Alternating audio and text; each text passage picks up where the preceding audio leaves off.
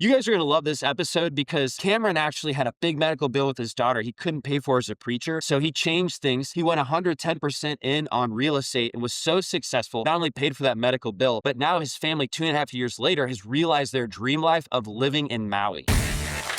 I was wondering if you could tell me an overview of where your business is at currently. Yeah. So that we've all got context for who we're hearing from. Cool. Yeah. So right now I own a company called Revel City Properties, Revel City Home Buyers, and then Cathcart Capital. And Revel City Properties is like our rental company. So we're a single family rental company. We have about $18 million in real estate, all single family homes in the St. Louis area, primarily in like the St. Charles County, Florissant areas, if people are familiar with that. And then we flip houses. And so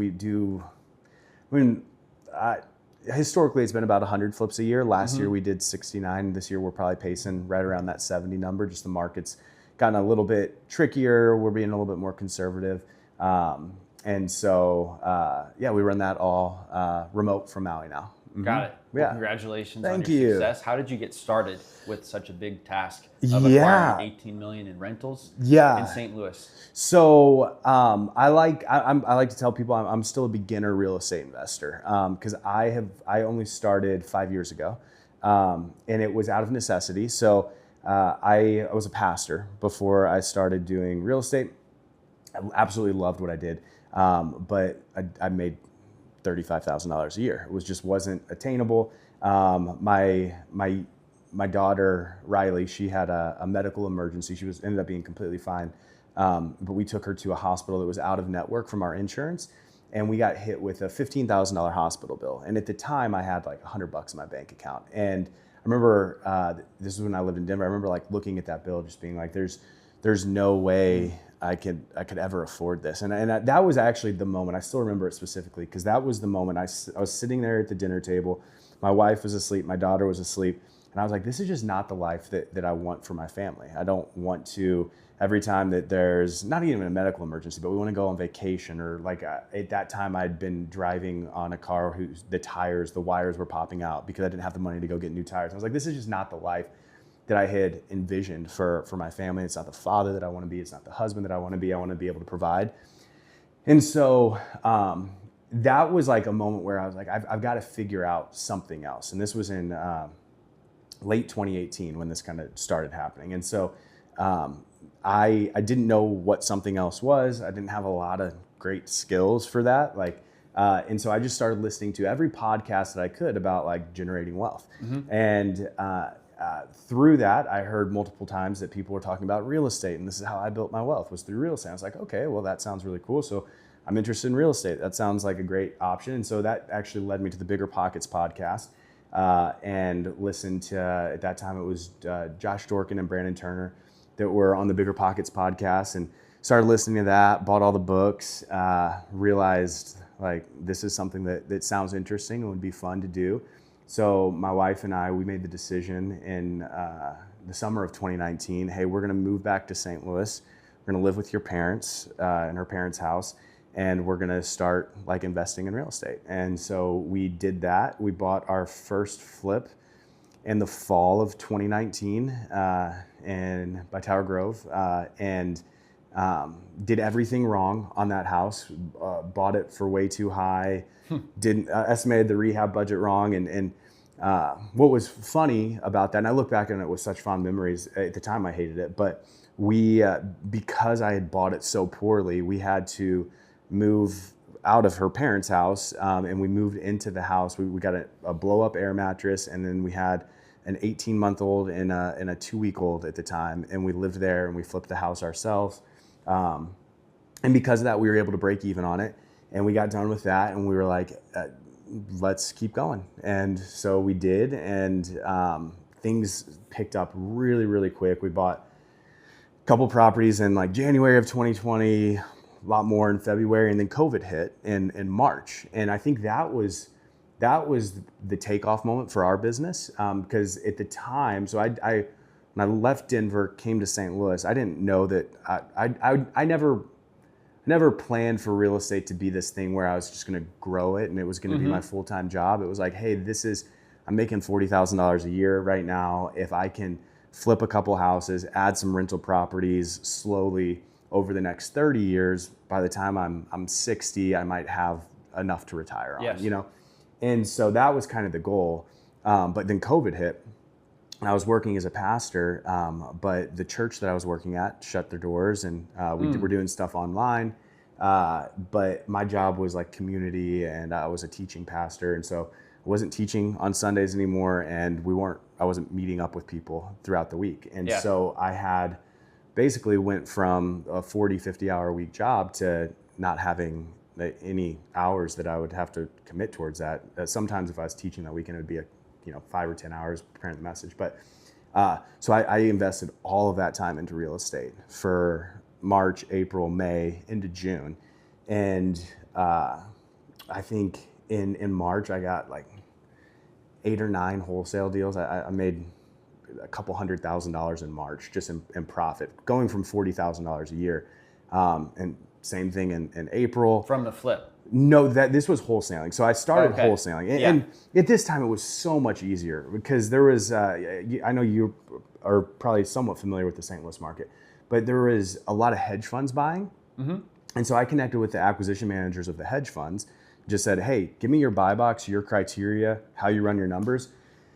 And then all I had to do was go, because I knew what they would pay for a property. So I'd go walk a property and, 63136, know their numbers, know their buy box, exactly what they were looking for. And I just knew that I had to get under that. And whatever I could get under that, that would probably be my spread. And it was a guessing game a little bit because I didn't know exactly where they would be at. But yes, somebody in my market, when I was starting out in Indianapolis, 2017, they had a spreadsheet. And it would say, we were buying 30 homes a month, and we will pay this exact dollar amount all in. Including rehab needed for this square foot of house. And it was just like, well, damn, that makes it really simple. And so I estimate the rehab and then get the price below that. I get to keep how much that is. And I didn't even sell it to them, but I'll just say that spreadsheet helped me because I was like, well, if they make money on it like that, well, I'll just buy the deal the same way. And that'll help me understand if it's a good deal or not. Give me a second out if it ends up not working out as like a BRRRR deal, which is what I was trying to do. So that's awesome that you found somebody to do the same thing. That's exactly what I did, except for the most part, we kept some rental properties, but the hedge funds were buying in areas that I didn't really want rental property. They were probably in more like the C-class neighborhoods. Okay. But that was exactly what they did. Like they gave me their exact buy box. We don't buy within 100 yards of railroad tracks. We don't buy near like a convenience store. They just gave me their entire buy box, how they ran their numbers, and so I was able to go on a lead and know here's where they're going to be at within probably 5K.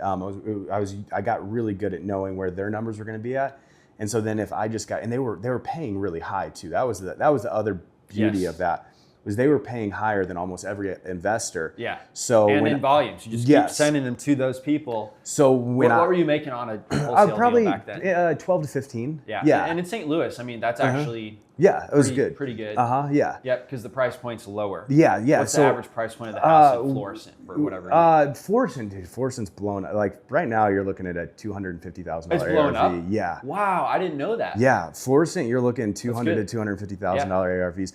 But then it was more. It was like some in Florissant, but a lot of like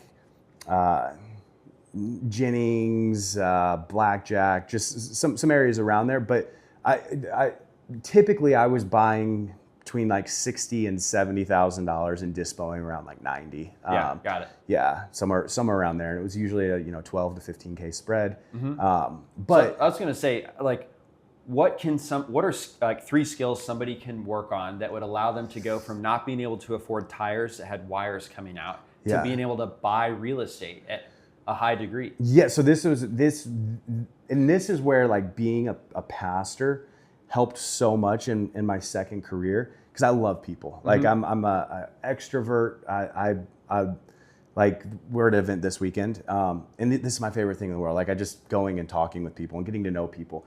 And so what I got really great at was connecting the dots, where you have a house, and let's say I know the hedge fund, you're shopping the house, you don't have the connection with the hedge fund. I have a connection with you, I have a connection with the hedge fund. And so You shop the deal for me. I know what the hedge fund's paying. I say yes, and then I turn around and I flip it. I'm just flipping paper to the hedge fund. And so I love people. And so just building a massive network. And in St. Louis, I got really good at that. There's meetups, 3 or 4 meetups a week in St. Louis. How did you find the hedge fund? Because it seems like they're in an ivory tower. They are. How did you find the So hedge that fund? was digging. There was one guy.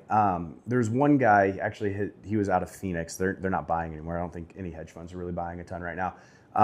But he was posting on Facebook like, "Hey, we're looking to buy 50 houses this month," and I just reached out to him directly. And he was kind of a full disclosure. He was really standoffish. I had to hit him up multiple times, and finally I brought him a deal that he wanted, and so he bought it from me. And I was like, I can do this all day. Like, just let's sit down for an hour. Tell me exactly what you're looking for, and he did. And then there was another hedge fund out of New York. Same way, where it took a little bit of digging and consistency. I think that was the thing, because they probably have people all the time like, "Hey, I've got deals for you." I have that happen to me all the time. And I do too. And a lot of times it's people who don't have deals. Exactly. Yes, that's exactly right. So you just kind of build up a callus sometimes, even if you don't realize it. I find myself like avoiding the message. Yeah, because I have people that they say that, and either the deal they're shopping at $100,000 over where they should be shopping it at, or they don't really have deals. Right.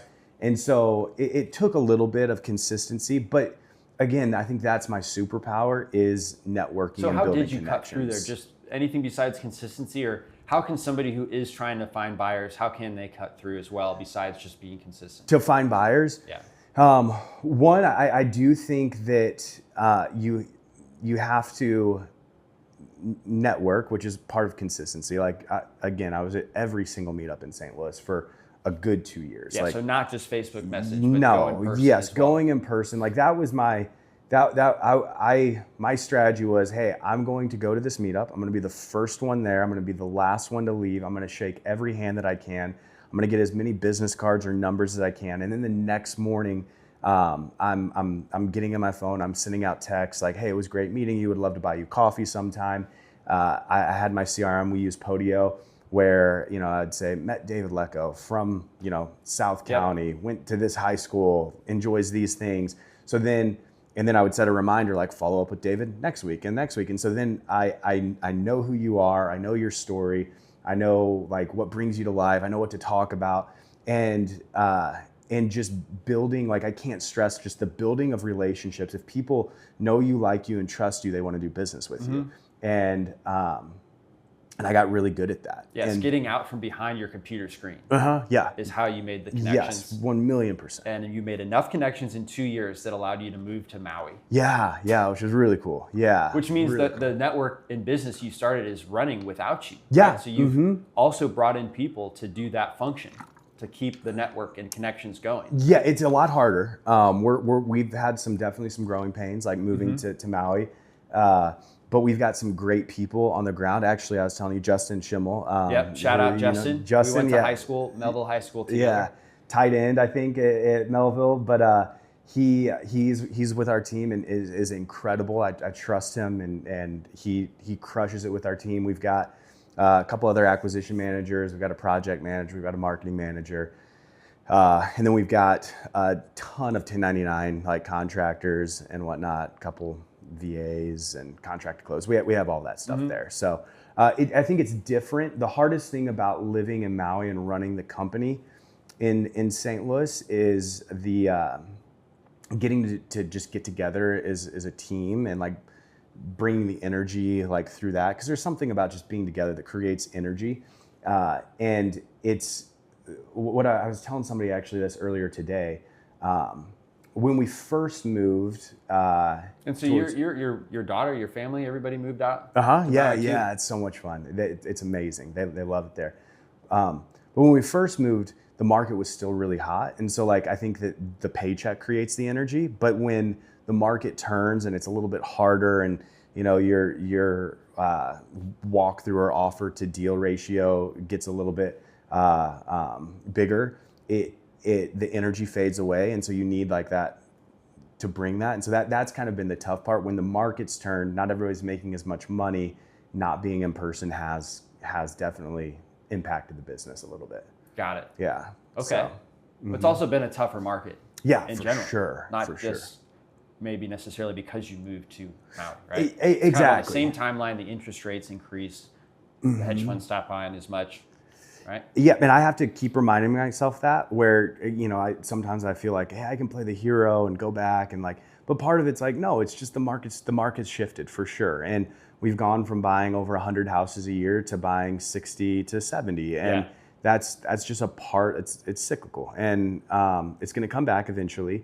And it's not necessarily my fault for moving to Maui, or, I'm not the hero that can come in and save the day. It's just the market is a little bit tougher, and our cost per acquisition's gone up, and the margins have gotten smaller. You don't have it was talking about the growth trajectory for us. I tell a lot of people we did take action and we put in the work, and I think there was a lot of strategic things that we did, but I'm not naive enough to say it was all me. I got incredibly lucky where the market protected us. When we would flip a house, great example is we listed a house. I remember this because it was the most activity we ever got. It was in Linwood Park in South City, and I think we got 160 showings on it, and we got an offer $100,000 over ask, no contingencies. Wow. Yeah, it was just insane, and that was back in 2021.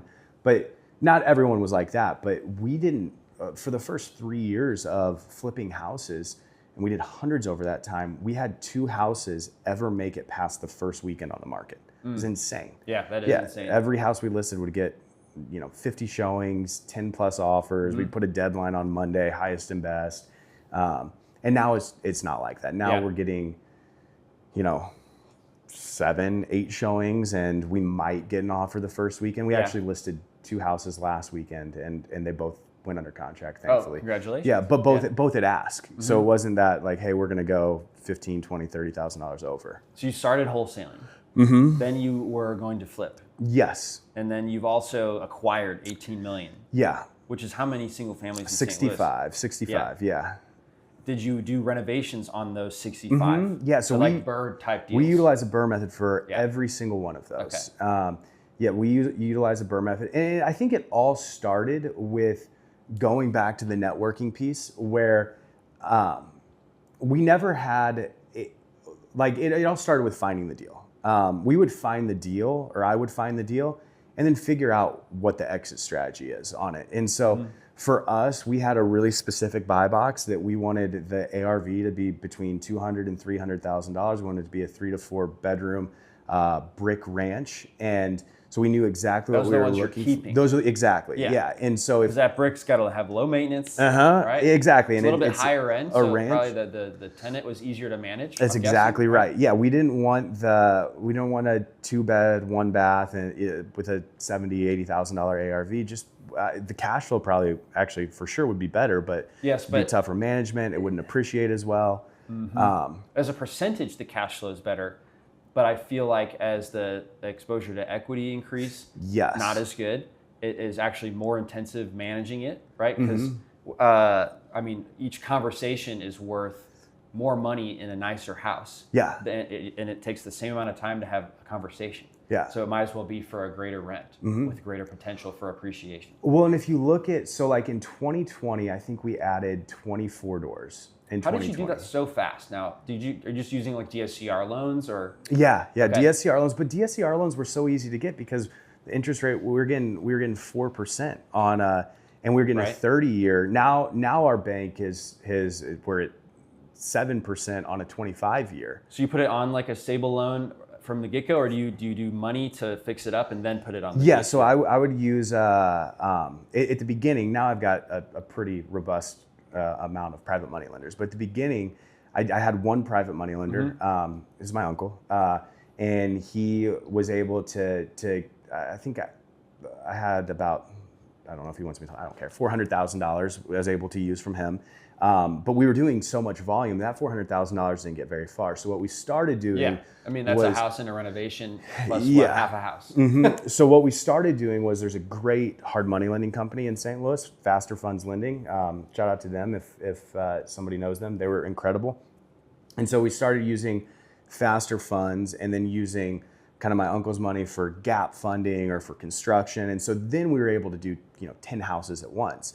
And so that was kind of our formula in year one, is creating, like, using some private money lending, but majority hard money lending.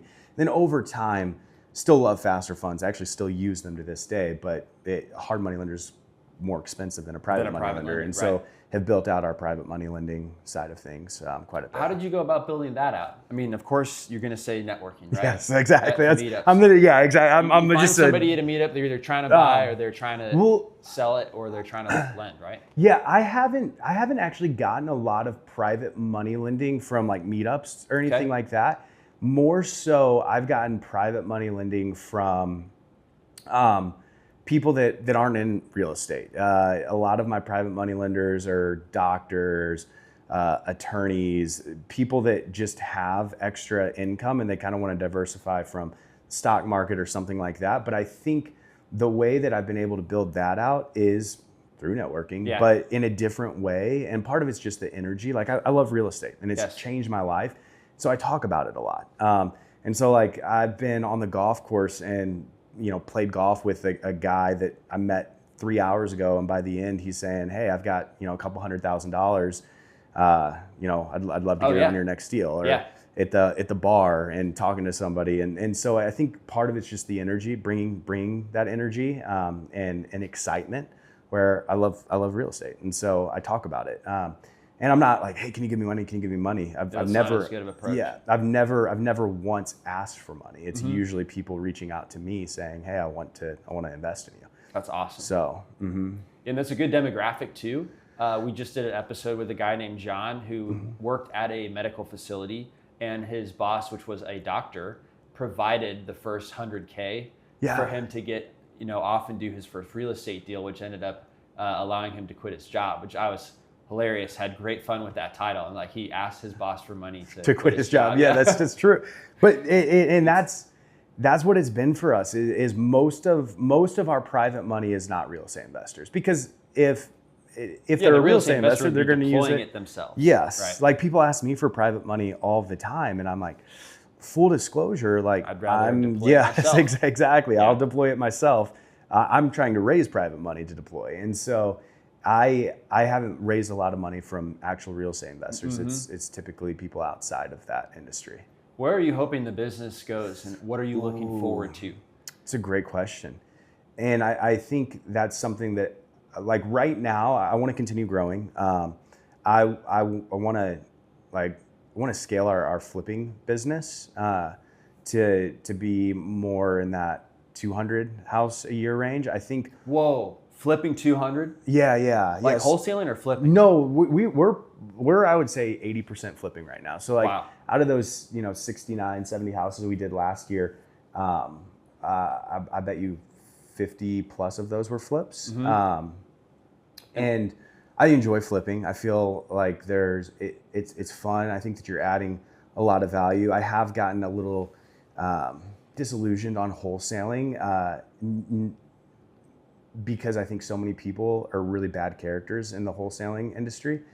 And I think people still can do it ethically for sure. But we have so many people in our market that have never walked the house, have no idea what the ARV is. They don't even know how to run numbers. They have a cold calling team somewhere. They're locking it up over the phone for way too high, getting the signed contract, shopping it, and then retrading. And I think that's just incredibly unethical because you're dealing with people's lives, like their livelihood. And most of the people that we're working with, the only asset and money in the world they have is their house. And when you play games with that, to me, that's a huge responsibility, and it shouldn't be taken lightly. Like I was at a meetup the other day in St. Louis where a guy was like bragging about how he had a $20,000 wholesale, but he the day of closing retraded and turned it into a $40,000. He told the lady that he wasn't going to close on it unless she gave a $40,000 or a $20,000 concession. Yeah, because in the contract he had an out where he could he had a contingency, so he would have closed on that. That was what made me mad. He would have closed on it anyway. Yes, yeah, would have closed on it anyway, but he just went to her and said, "I need $20,000 off to be able to close on this," and she's already put a down payment on another house or put a down payment on a rental property, moved out, where it's like I renegotiated one time, and it was because they were intense smokers. Yeah. And the drywall, painting it is not going to hide the smoke smell and make it like a safe, habitable place. So that was a real reason to say, man, I have to have 10,000 off to do this deal. I really want to do it. But yeah, I have a problem with the way that guy had did that, because it's totally a lie. Yes, exactly. And there's that's why I like flipping a little bit more. I just feels I can sleep better at night knowing like, hey, we're coming in here and we're not only like flipping, we're actually adding value to make our money. And then there's a lot of value in wholesaling too, because I tell people this all the time. Because if I'm going to wholesale the house, I'm usually pretty open about it. And they're like, well, why don't I just do it? I was like, because you haven't spent the last 5 years going to every meetup and networking event and building this list of buyers. Like, you can't find the same buyer that I can. And so like that's why you can't go and wholesale it for more. You could try, but you're just not going to.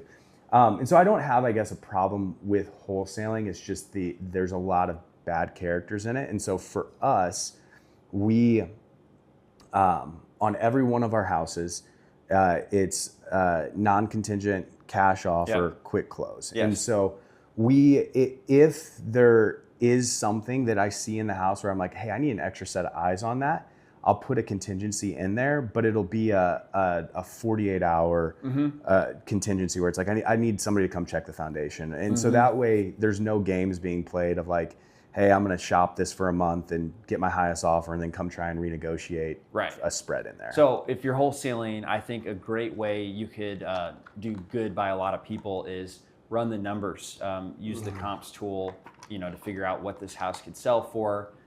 Subtract a 20% margin for the flipper and subtract the rehab cost. Exactly. And that is going to be another $10K if you're in St. Louis for your wholesale fee, and that should be the offer. Don't be tempted to lock it up for $20,000 above the number I just walked you through, because it will have a hard time selling unless you know of a certain hedge fund that pays more than what makes sense for a traditional, flipper or investor. And you hit the nail on the head. That's it. As a wholesaler, you still have to run your numbers and put out a valid offer versus what I'm seeing across the country is they will lock it up for whatever the homeowner's asking for with a contingency.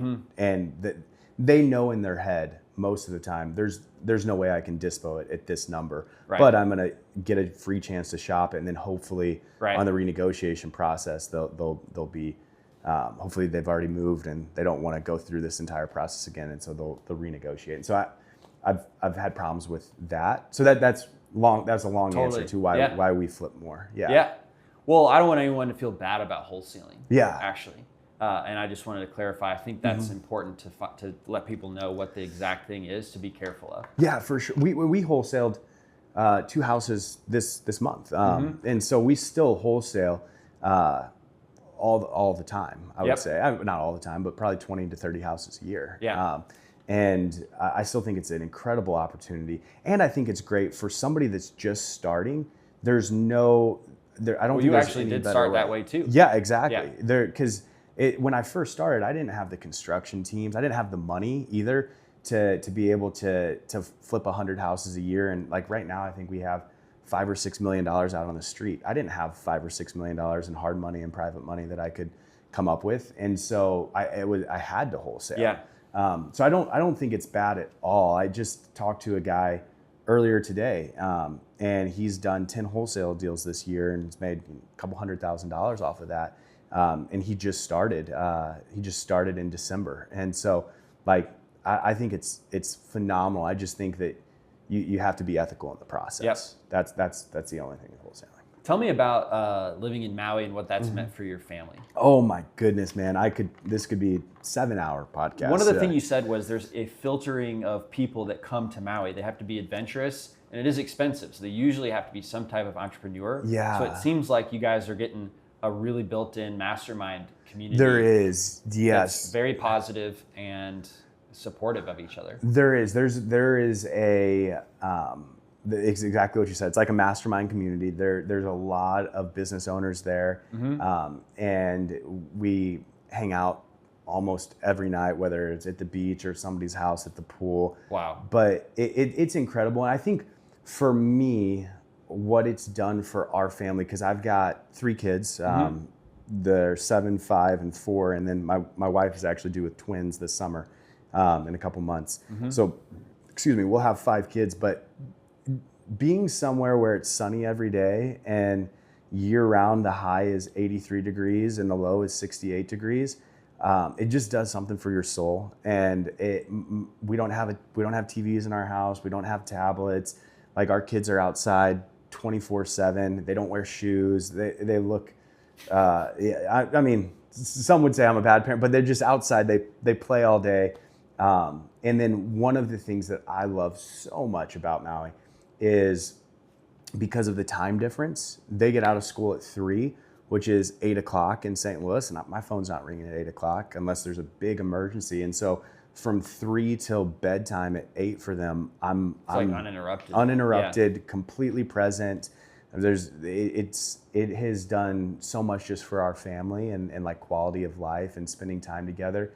And my wife and I knew that it would hurt our business, and maybe not hurt our business, but we wouldn't have the same opportunity because I'm not going, and networking as much. I'm networking in a different way, but we knew that. But it was, for us, it was like family's way more important, and being able to love like the life that we live versus, I love some aspects in St. Louis, but there were also things where I'm like, man, I don't want to be here year round, cold winters, gray winters. And so we've absolutely loved and thrived in Maui. It's so inspiring how you made the move 2 years after getting that business going. Yeah. So it's, I think, a bold move.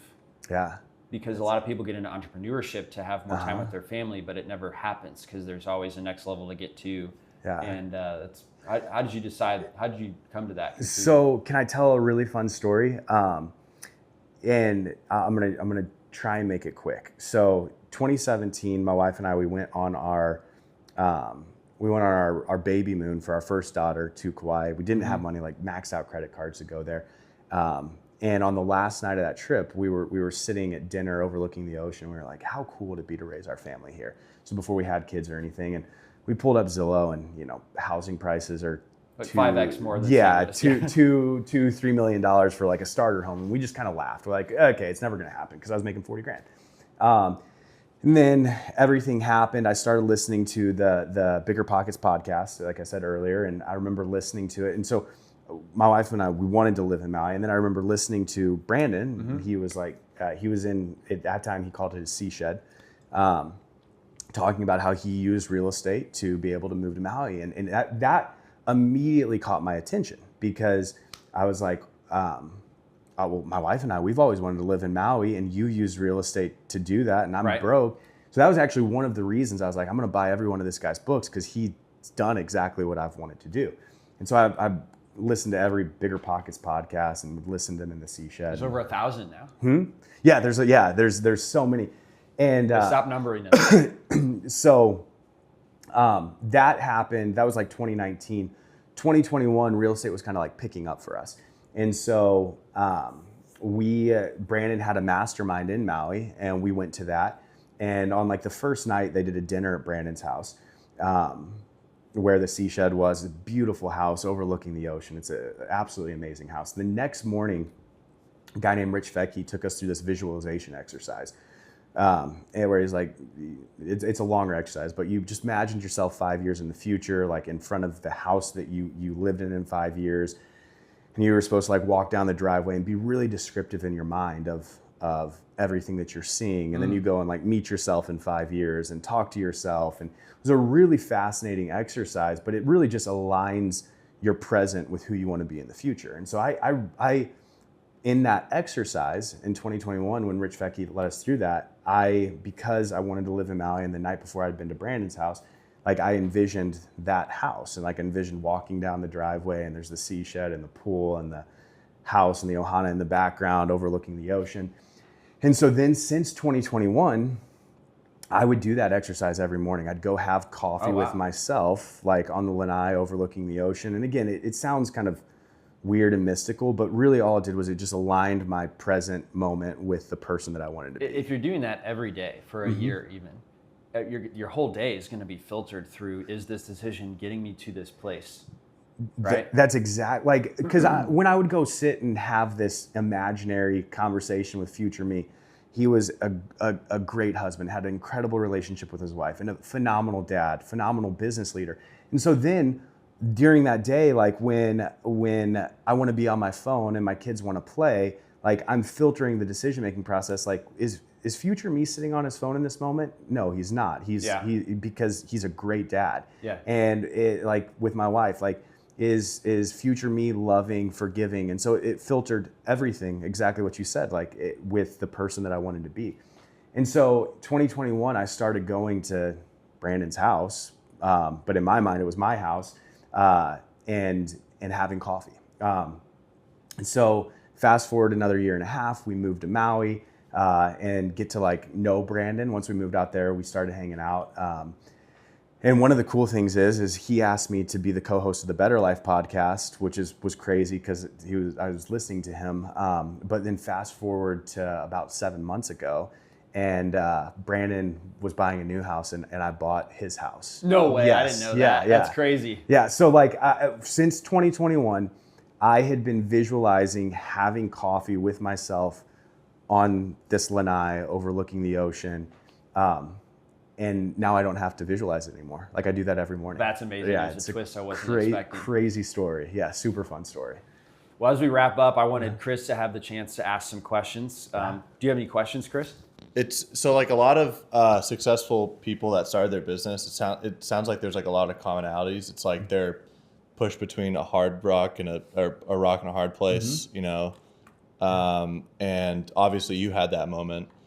So it's like, You mean with his daughter? yeah, Yeah. in the very beginning, you know, when you had that $15,000 bill, it's like, what were like, so it's hard to stay motivated, I feel like, and consistent when it's like, you don't have a lot of, you know, you obviously needed the money fast to do that, but sometimes it's not a fast process. Yeah. So like, what kept you consistent in real estate and also not jumping to something else? Like, you know, some people do crazy things like try to gamble their way to get the money and stuff like that. I thought about it a couple times. I mean, I lost some money on Bitcoin trying to do that. So, no, that's a great question.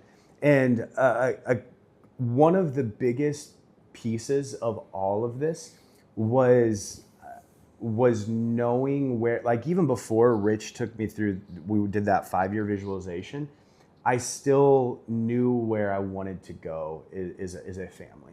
And I was doing at this time, Grant Cardone had his like 10X planner, and you write your goals every day and every night. And so like on that, at that time, it was cash flow. I wanted to cash flow $100,000 a year, and I wanted my net worth to be like $2 million. And those were my like 5-year goals. And so I'd write that every single morning. And in doing so, kind of going back to what we were saying, like I knew the end goal, and so I was willing to put in the work every single day to get there. Versus, I think that a lot of times, if you don't have an end goal, it's like with a GPS. Like GPS can take you anywhere in the world, but if you don't have an end destination, you're just going to wander around aimlessly. And that's the same way with goals. Like if you don't have a goal in mind that you are shooting for, you're going to wander around aimlessly, and you're going to chase all of the squirrels. And I heard somebody at a conference. This was formative for me. It was one of my very first conferences I ever went to. And he asked the audience, he said, hey, what is the hardest thing about real estate? Because I was in that like shiny object syndrome where at this conference you had syndicators, you had self-storage, you had flex industrial, you had Airbnb. And I was like, oh my gosh, like there's so much, like, and I'm doing single family, what am I gonna do? And so he asked this question, he said, what's the hardest thing about real estate? and you had somebody yell out like finding deals, and he's like, that's hard, but not the hardest. He had somebody else like the finance, and he's like, that's hard, not the hardest. Somebody else yelled, you know, project management, that's hard, that's not the hardest. And he stopped and he said, the hardest thing about real estate is there's too many ways to make a lot of money. And that stuck with me, where, and he said, all of you guys sitting here today have heard all these phenomenal speakers that are making money in a ton of different industries within real estate, and you want to do all of them. And if you try that, you will be exactly where you are today, next year, 2 years, 3 years down the road. And he said, focus on that one thing. And I took that to heart, and it's paid off for us, because I've had friends start in the single family space and they got traction, but then they saw, like, especially in 2021 and 2022, they saw all the guys in the syndication realm making a ton of money and buying thousands of units, and they could put under their bio on Instagram, you know, have $1 billion under management or something like that. So they would go and try and do that, and then they would be like, oh, this is too hard, it's too hard to raise money, I'm gonna get into storage. And then they're circling back around, and now they're back in the single family space because they just never focused on one thing. And so for us, I'm very thankful. I had a really great mentor. Do you know Brian Schroeder? You know, mentor Brian, who was very adamant, like from day one, of like, just focus on one thing, focus on one thing, focus on one thing. And that's what we did. And so got really, really fortunate with the people that I surrounded myself with, but also, like, from a very early part of my career, I was like, I'm gonna focus on one thing, and that's single family. And for a while, that was a little bit embarrassing to me, because single family is not as sexy as, like I said, putting, you know, I've got 300 million under management, because I've got 18 million. The sexy thing is I own the 18 myself and don't have 100 investors, but there was an ego component of that too, where I was like, I've got to be okay being a single family investor, where again, it's just not as sexy, but it has changed my family's life, the trajectory of our life, and I'm very thankful for the single family world. And now I'm proud to say, like, I'm single family, and that's all I do. I definitely get that, like, kind of analysis paralysis when talking about all those ways, because it's like, for someone who hasn't even, like myself, that hasn't even gotten into real estate yet, it's like all you hear about is these different, like, oh, Airbnb, single family, wholesale. It's like, you know, which one do you do, right? There's a lot of ways, which is good, I guess. But so you said you also went to a lot of the meetups. Yeah. So I feel like you just had like a full you really lived the saying, like, your network is your net worth. For sure. So it's like, what are other ways that you can connect with people? So, like, for anybody that's just starting, like, one of the best things in the world, and I know it's old school, but it is Facebook. Like, every single market that is probably more than 50,000 people has a Facebook investing page. I would almost guarantee it. And so if you just get into, like, Facebook real estate investing Austin, I bet you there's 30 pages, and some of them have tens of thousands of people in it. And then just start creeping on those pages, and you're going to see people list deals, and you're going to see people ask about deals. And I would just get on those, and every time somebody posted a deal, even if the deal didn't make sense, like, I'm reaching out to that person, just trying to build a connection. Also, that's where you find a lot of meetups. People are hosting meetups and posting it on those. And so, like, Facebook, I know it's old school, but Facebook was one of the first places that I went to, like, start the filtering process of, like, here's thousands and thousands of people that are real estate investors. Now I want to get to know them, and I'm going to filter it down a little bit more of, like, hey, I'm going to reach out via Facebook Messenger or phone call. I'm going to go to a meetup. I'm going to go get coffee. I'm going to get to know them. And then now my circle is not the thousands of people, but I've got a circle of a couple hundred really great contacts in St. Louis. When they get a deal, I'm going to be one of the first people to call. When they need a buyer, I'm going to be one of the first people to call. So I've filtered that down, but it took a lot of time. I don't want to just say, like, oh, just networking. Like, there was a strategy to it, and there was also a lot of effort put into it, where there were days where I would just post up at a Starbucks, and I'd have a 7 o'clock, an 8 o'clock, a 9 o'clock, a 10 o'clock To meet at the Starbucks? Yeah, just people Oh, wow. just coming in and hanging out with people, and then I'd go walk houses, and then I'd go to a meetup that night, Yeah. and then I'd come home and kiss the kids and put them to bed, and then Right. I'd stay up till 1 a.m. analyzing deals and go do the same thing the next day and the next day and the next day. So it was a lot of hard work. It wasn't like I just went out and made friends and was like, Right. yeah. Yeah. There's still 60, 70, 80, 90-hour weeks that were put in for Yeah. a long time. Yes, And I yeah. think it's a good thing to focus on to end by saying to pick something and focus on it. Mhm. It's just very stereotypical. Everybody struggles Yeah. with that from the beginner to somebody who's been doing it for 5 years. Yeah. So. Thanks for listening to the DealMachine Real Estate Investing Podcast. Please leave us a review and follow along wherever you're listening to your podcast.